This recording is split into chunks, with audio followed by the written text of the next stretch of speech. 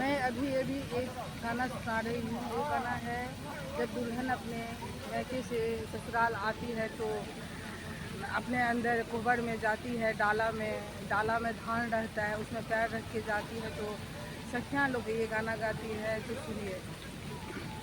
तेरी पायल की मीठी आवाज़ दुल्हनिया धीरे चलो, तेरी पायल की मीठी आवाज़ दुल्हनिया धीरे चलो।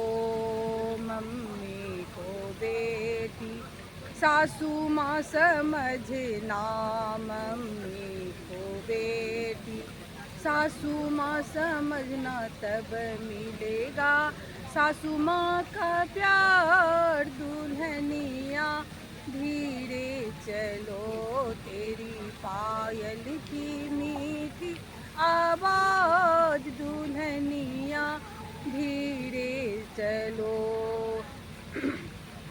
गोतिनी को बेटी ननदी को बेटी गोतनी समझना, ननदी को बेटी गोतनी समझना, तब मिलेगा भाभी का प्यार। दुल्हनिया धीरे चलो, तेरी पायल की मीठी आवाज़ दुल्हनिया धीरे चलो।